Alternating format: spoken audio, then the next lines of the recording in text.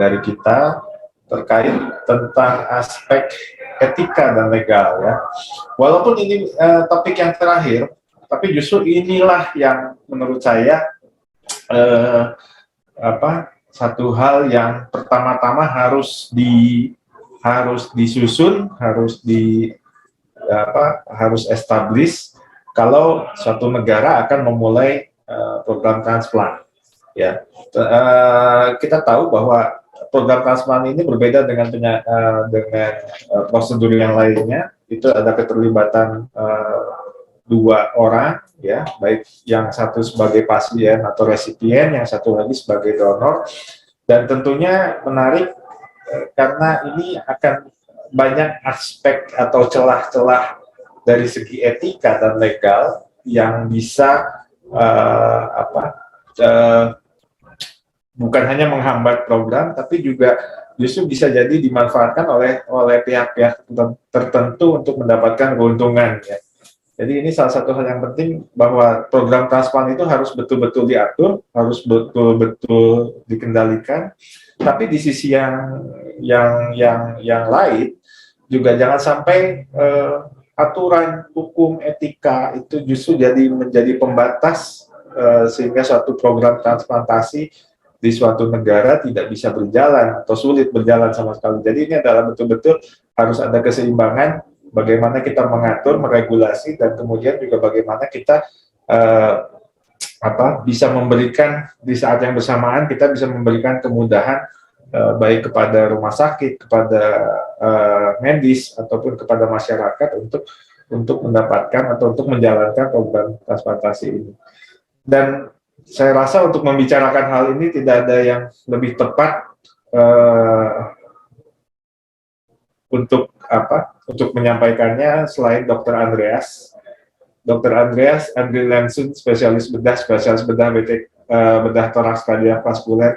Ini adalah kalau di perhimpunan HBTKVI adalah orang yang kami anggap sebagai ahli di bidang hukum, ya, karena kita lihat selain pendidikan medis, beliau juga mengikuti atau melanjutkan pendidikan S1, S2, dan S3 hukum, ya, sampai S3, ya, yang mungkin orang S1 hukum aja belum tentu bisa sampai S3 hukum, ya. Tapi Dr. Andreas sebagai seorang dokter, sebagai seorang ahli bedah yang tertarik pada masalah hukum, beliau mengikuti program dari S1, kemudian lanjut S2, kemudian lanjut S3 di bidang hukum, sehingga tidak salah bila jabatan beliau banyak yang terkait dengan bidang ini, baik itu di tempat kerjanya, di RSPAD, ataupun di perhimpunan. Baik, kepada Kolonel CKM Dr. Andreas, kami persilakan. Ya, terima kasih Dr. Saladin selaku moderator. Bentar ya. Oke. Shalom, Assalamualaikum warahmatullahi wabarakatuh. Om Santi Om Namo Buddhaya. Pada siang hari ini saya akan menyampaikan legal aspek daripada transplantasi paru. Tapi sebenarnya kalau kita bicara tentang legal aspek dari transplantation ini juga menyangkut organ-organ yang lain, ya, termasuk jantung, termasuk liver, termasuk ginjal. Nah, saya coba share screen dulu ya, sebentar ya.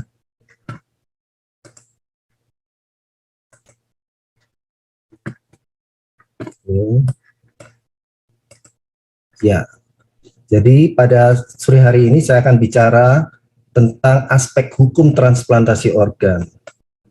Nah, isu ini muncul, transplantasi ini, karena ada kasusnya pasien COVID, ya.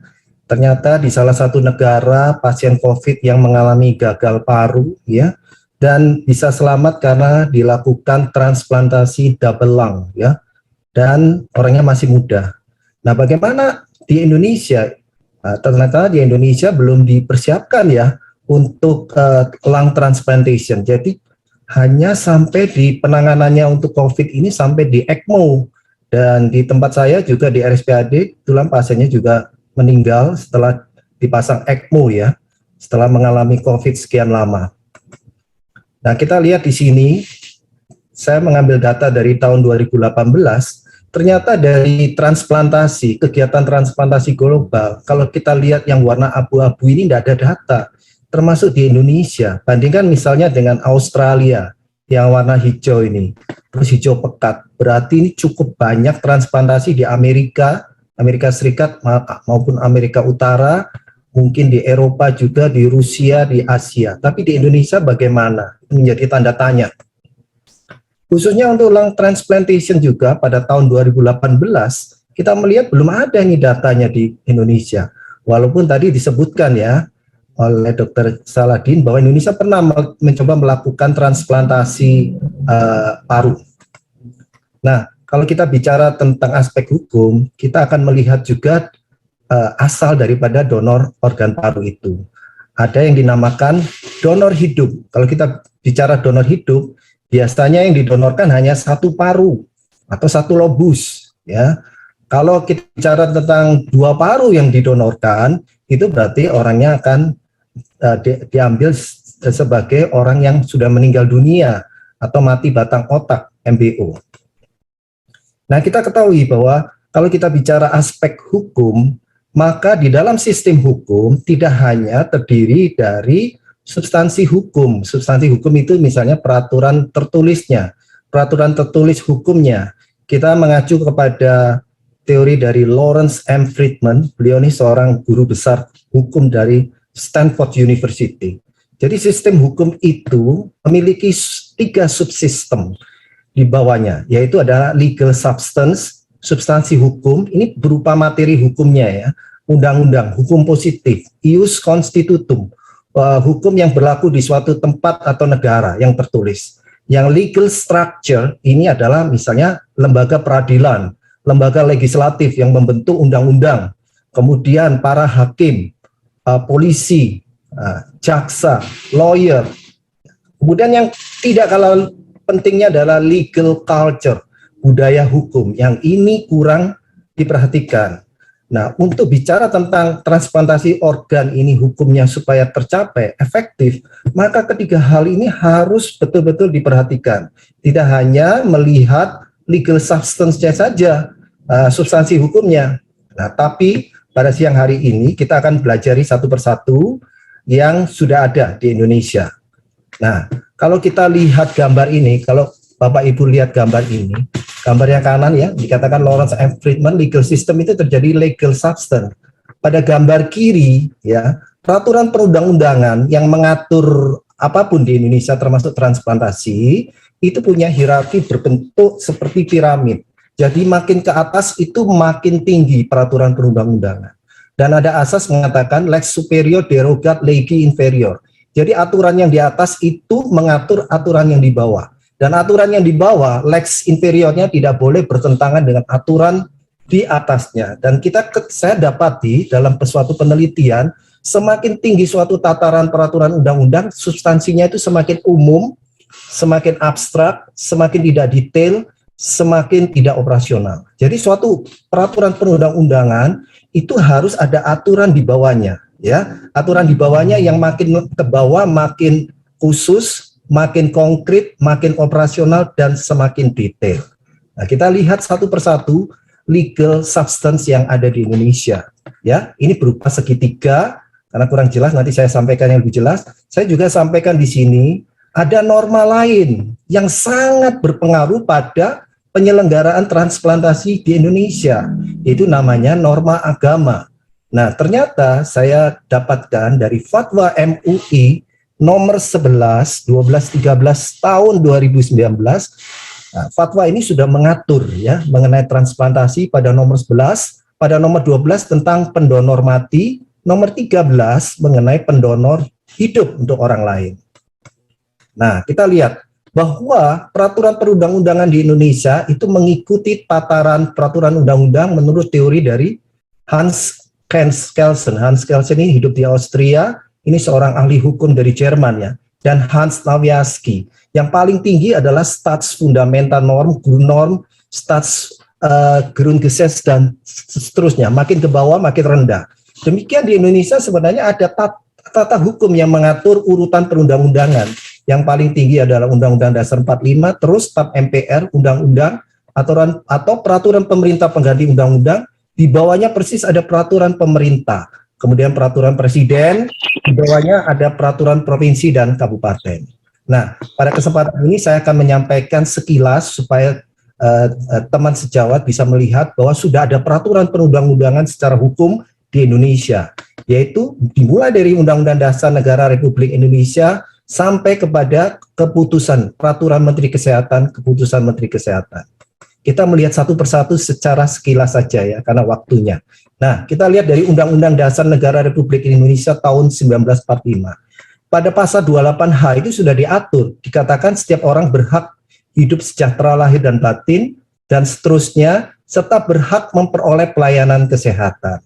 Jadi pasal 28H, ayat 1 dan 2, ini menunjukkan bahwa setiap ini orang berhak memperoleh pelayanan kesehatan, dan ini sifatnya asasi, ya, sangat asasi. Dan ini merupakan tanggung jawab negara untuk menyelenggarakannya, termasuk apa? Pelaksanaan prosedur transplantasi organ. Nah, ini dikatakan ya, negara bertanggung jawab atas penyediaan fasilitas pelayanan kesehatan. Demikian ya. Berarti termasuk di dalamnya tentu saja prosedur transplantasi organ. Nah, untuk peraturan di bawahnya Undang-Undang Dasar 45, Negara Republik Indonesia adalah Undang-Undang Republik Indonesia Nomor 36 tahun 2009 tentang kesehatan. Sayangnya di Indonesia Undang-Undang tentang transplantasi itu tidak ada, ya. Lex spesialisnya nggak ada. Dia hanya masuk di pasal-pasal di dalam Undang-Undang Nomor 36 tahun 2009. Walaupun saya pernah melihat naskah akademiknya maupun draft rancangan undang-undang tentang transplantasi organ. Tetapi mungkin ini tidak masuk di prolegnas, itu program legislasi nasional. Mungkin ini kurang menarik atau kurang seksi ya istilahnya. Tidak menarik untuk dijadikan undang-undang. Ini tentang kesehatan. Kita lihat di pasal 6 sudah diatur tentang transplantasi organ. Dikatakan di sini hanya untuk tujuan kemanusiaan. Dilarang untuk dikomersialkan. Dilarang diperjualbelikan. Ini sudah ditekankan di undang-undang. Tidak boleh dikomersilkan. Di Indonesia tidak boleh diperjualbelikan. Apapun alasannya. Nah ini, di pasal 65 diatur, katakan nanti undang-undang ini diatur di bawahnya, peraturan pemerintah. Dari jalan jangka waktu 1 tahun, suatu undang-undang itu harus ada turunannya. Berupa peraturan pemerintah. Maksimal dalam jangka waktu 1 tahun. Anehnya nanti kita lihat, peraturan pemerintahnya keluar, tapi undang-undang tentang transplantasi itu tidak ada. Ya, ini sudah ya, pasal 67, pasal 68, bahkan ada ancaman di sini pasal 192. Ancamannya pidana ya, kalau terjadi jual beli bisa pidana 10 tahun atau denda 1 miliar rupiah. Selanjutnya kita masuk ke PP, peraturan pemerintah. Aturan yang ada di bawahnya undang-undang yaitu nomor 53 tahun 2021. Berarti ini sangat baru ya. Menterinya pasti menteri yang paling baru ya, Menteri Pak Budi ya. Tentang transplantasi organ dan jaringan tubuh. Ini kita lihat, dasarnya adalah Undang-Undang Nomor 36 yang di atasnya ya. Dia mengikuti aturan yang di atasnya, dia tidak akan bertentangan. Di sini disebutkan, diulang lagi, transplantasi organ untuk tujuan kemanusiaan dan dilarang untuk dikomersialkan. Di pasal 4 disebutkan, pemerintah pusat dan pemerintah daerah yang bertanggung jawab atas penyelenggaraan transplantasi organ dan jaringan tubuh. Ya. Nah, kemudian di sini, untuk transplantasi organ itu hanya diselenggarakan di rumah sakit yang ditetapkan oleh menteri. Dalam hal ini ya mestinya Menteri Kesehatan. Nanti syarat-syaratnya rumah sakit yang boleh melakukan transplantasi ini ada terakreditasi, memiliki tim transplantasi, memiliki sarana dan sebagainya.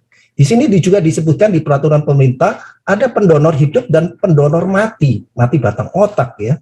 Kemudian selanjutnya pendonor disebutkan juga ada yang related, family related, ada yang tidak, ya. Kemudian juga disebutkan, diulangi di sini mengenai pendanaannya, penyelenggaraan transplantasi organ ini berasal dari APBD maupun APBN dan APBD, juga sumber lain, ya. Ini menteri ya. Nah, oke. Berikutnya peraturan Menteri Kesehatan khusus tentang penyelenggaraan transplantasi organ nomor 38 tahun 2016 ya. Di sini juga sudah mulai disebutkan bahwa pengaturan transplantasi organ, peraturan perundang-undangan ini gunanya apa sih? untuk memberikan perlindungan dan kepastian hukum. Jadi hukum yang tertulis, hukum yang ditulis ini untuk memberikan kepastian hukum bagi siapa? Bagi pendonor, resipien, rumah sakit, sama dokter ya, tenaga kesehatan. Nah, adanya kepastian hukum ini menyebabkan dokter itu dilindungi, termasuk pendonornya, resipien ya. Nah, di sini sudah disebutkan adanya Komite Transplantasi Nasional. Ini yang menunjuk adalah menteri. Kemudian kita bisa melihat Komite Transplantasi Nasional memiliki tugas-tugas seperti ini contohnya, menyiapkan bahan kebijakan, standar, membentuk sistem informasi, sosialisasi, registrasi, dan seterusnya. Ini kita lihat ya, tugas-tugasnya, supervisi juga rumah sakit. Jadi menteri mengawasi rumah sakit untuk transplantasi melalui Komite Transplantasi ya. Dia harus mendapatkan penetapan dari menteri rumah sakitnya, bukan tiba-tiba aja mau menyelenggarakan transplantasi tanpa izin dari Kementerian Kesehatan, tidak ya. Jadi nanti rekomendasinya adalah berasal dari KTN, Komisi Transplantasi Nasional. Juga di aturan menteri ini juga disebutkan adanya tim advokasi.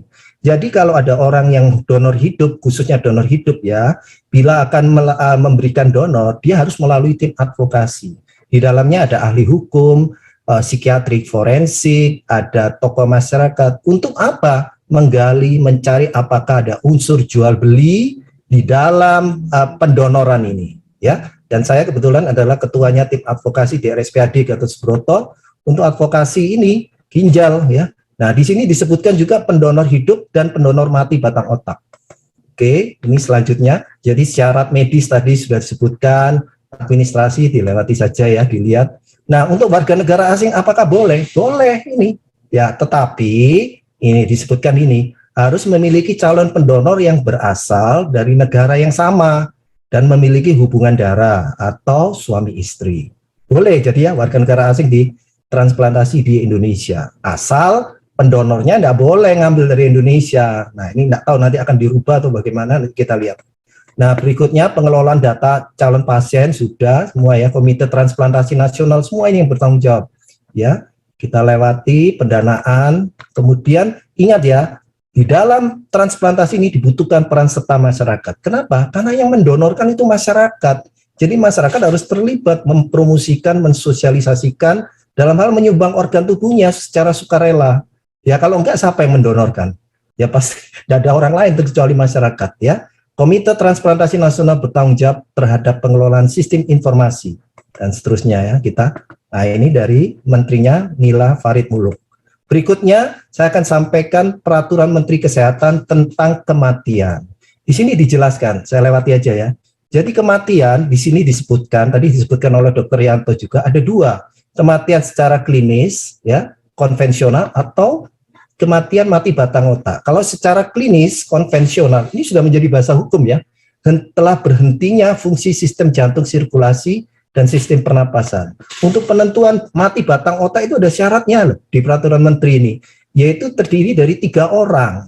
Ya, 2 orang itu adalah dokter spesialis anestesi, satunya dokter spesialis saraf, dan ditetapkannya di ICU, ya, bukan di sembarang tempat. Ya, kemudian bagaimana yang dimaksud dengan kriteria mati batang otak? Ini ada di peraturan Menteri Kesehatan pasal 10 sudah ada nih. Nah, ini lengkap ya. Ini kriteria mati batang otak. Oke, lanjut ya.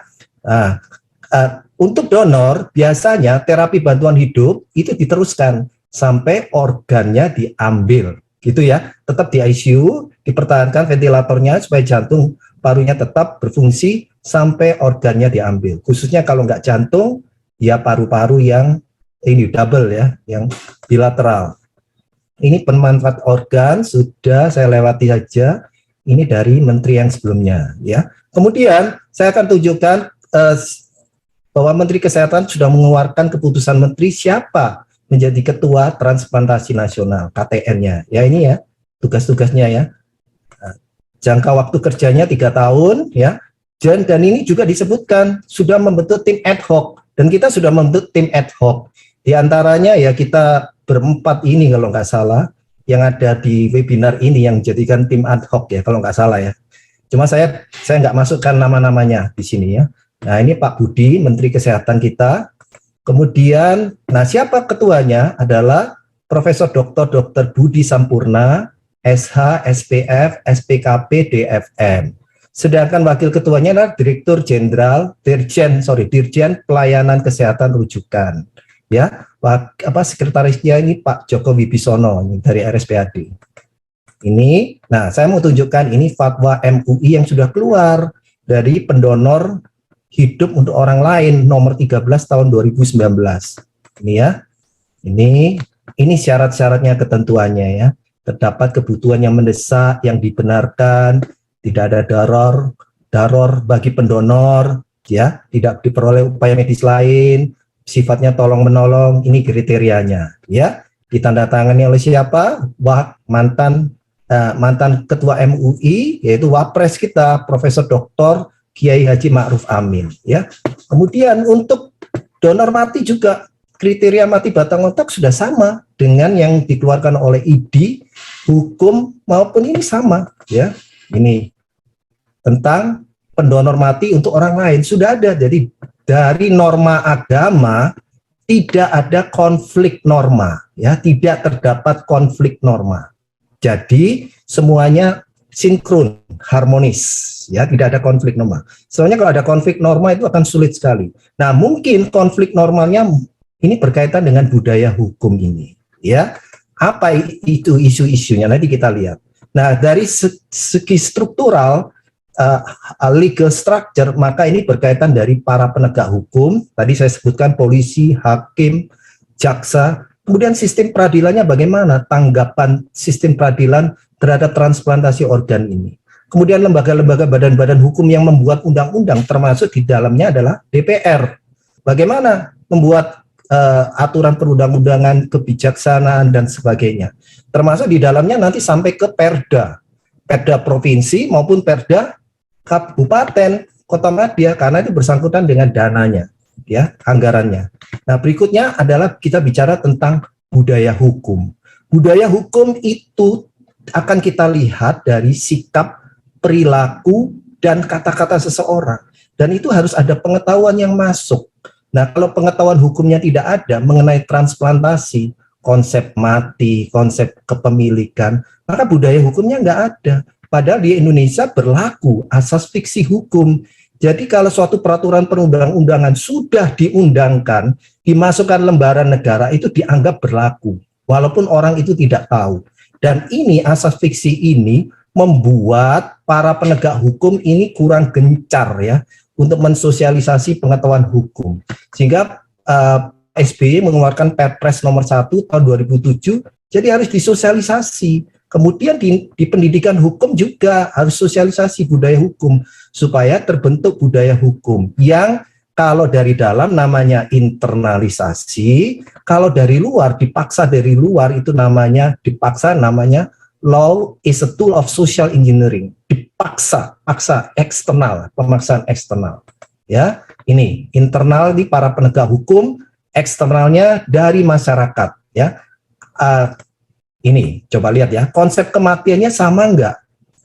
Menurut hukum sudah sama, kedokteran sama, agama. Apakah masyarakat sama enggak? Konsep mati menurut masyarakat atau nilai-nilai yang berlaku di masyarakat, living law yang di dalam masyarakat, budaya masyarakat dari Sabang sampai Merauke itu begitu beraneka ragam, apakah sama? Kemudian nanti ada konsep kepemilikan, ownership. Kan ini ginjal ini adalah milik saya, terserah saya mau jual atau enggak, kan terserah saya. Nah, konsep kepemilikan itu tidak sama dengan menurut seperti hukum perdata. Kalau hukum perdata mengatakan kalau seorang miliki sesuatu, benda misalnya, hak kepemilikannya adalah absolut, mutlak. Lah, apakah ginjal itu sama seperti benda? Tentu saja tidak sama. Dan WHO juga sudah menjelaskan mengenai hal ini, ya. Kemudian pengadaan organ, ini jadi masalah seperti dikatakan tadi Dr. Yanto. Nah, di dunia ini berlaku ini sistem sukarela. Opt-in ini artinya orang tanda tangan dulu menyetujui mau menyumbangkan organ. Lain dengan opt-out. Orang menolak memberikan organnya, tanda tangan. Jadi kalau dia tidak menandatangani sesuatu surat itu, dianggap dia menyumbangkan organnya. Ini berlaku pertama kali di Singapura. Karena di Singapura sangat sulit mendapatkan donor, makanya diberlakukan opt-out ini. Kalau tidak tanda tangan ya diambil aja organnya. Dan hukum melindungi. Kalau opt-in, ini Indonesia menggunakan ini. Sistem ini, opt-in. Harus sepersetujuan yang bersangkutan. Bahkan keluarga juga harus setuju. Kalau keluarga nggak setuju, nggak bisa. Nah, itu peraturannya seperti itu. Nah, atau dengan cara ini, legal dijual. Di Filipina dan di Iran, organ itu dijual boleh. Alasan pertimbangannya kenapa boleh jual beli? Daripada ya jual belinya di bawah tangan dan itu membahayakan donor, ya. Anda tahu bahwa donor itu kadang-kadang hanya minta 80 juta untuk organnya. Makelar bisa menjual itu 500 hingga 1 miliar kepada resipien. Nah, di Filipina, di Iran diatur, ada regulasinya. Walaupun itu jual beli. Nah, kita tahu di Saudi Arabia dia menggunakan sistem penggantian, dikasih hadiah 1.500 riyal. Sama seperti di Singapura, ya, yang memberikan ganti kerugian terhadap akibat dari proses transplantasi organ. Atau membeli ini di pasar ilegal. Apa? Karena kebutuhan meningkat, tapi persediaan organnya terbatas, sehingga terjadilah organ tourism. Apa? Human trafficking, ya. Orang diculik, diambil organnya, dibunuh, kemudian diambil organnya. Dan ini menjadi masalah dunia, bukan hanya lokal Indonesia. Dan yang terbaik sebenarnya ini sistem bank organ dengan network yang baik, ya. Nah, kita tahu di Indonesia sebenarnya untuk transplantasi ginjal sudah dibiayai oleh BPJS, ya. Apa logika berpikirnya BPJS? Kalau seseorang itu ditransplantasi ginjalnya, dia hanya mengeluarkan biaya Rp408.841, ya, di luar obat. Sayangnya BPJS tidak membiayai donornya. Donornya dianggap orang sehat, jadi nggak dibiayai. Siapa yang biayai? Ya resipiennya. Nah, kalau dibandingkan dengan hemodialisis, dikalikan ya ini 900.000 kali 3 kali 4 kali 12 itu satu orang itu menghabiskan kira-kira 2,8 miliar. Ya, 2,8 miliar. Makanya dipertimbangkan untuk transplantasi ginjal dibiayai oleh BPJS. Nanti mengenai paru ini bagaimana? Nah, kita tunggu KTN di dalam kerjanya membentuk aturan-aturan ini, ya. Oke. Nah, maaf, ini tulisannya kecil karena saya mau besarin tidak bisa. Jadi di Amerika itu perjuangannya sudah mulai dari tahun 68 ya, melalui AGA ya, uniform daripada gift ya, anatomical gift. Demikian juga perjuangan itu. Peraturan di masing-masing negara bagian beda-beda, akhirnya dipersamakan, keluarlah yang namanya nota dan sebagainya. Demikian di Saudi Arabia. Saudi Arabia notabene adalah negara Islam yang menggunakan hukum satu-satunya adalah hanya Al-Quran dan hadis, ternyata bisa mengembangkan luar biasa, ya. Bahkan raja turun tangan untuk mengatasi ini. Terbentuklah namanya Center of Organ Transplantation. Di Singapura tadi saya sudah sebutkan, pertama kali dilakukan opt-out ya, sehingga donor itu bisa jumlahnya meningkat dan ya mereka memberikan ganti rugi seperti itu. Dan saya memakai juga Malaysia karena Malaysia ini satu rumpun dengan Indonesia juga mengalami kesulitan yang sama ya. Permasalahannya tadi itu konsep mati, konsep kepemilikan. Demikian yang bisa saya sampaikan, semoga nanti untuk lanjutannya bisa disampaikan melalui diskusi. Terima kasih, saya kembali. Oh maaf. Terakhir ini ya, ada satu slide. Di dalam peraturan pemerintah disebutkan bahwa di samping hukum-hukum yang berlaku itu tidak mengabaikan adanya etika kedokteran. Ini disebutkan di peraturan pemerintah mengenai ini, yaitu otonomi, hak otonomi dari resipien maupun donor, ya. Kemudian beneficence, yaitu doing what is the best for the patient, non-maleficent yang sifatnya adalah primum non nocere, first do no harm, dan justice, tidak membeda-bedakan ras, suku, agama, fair allocation of resources. Demikian yang bisa saya sampaikan pada sore hari ini. Saya kembalikan kepada moderator. Mohon maaf ini kelebihan waktunya.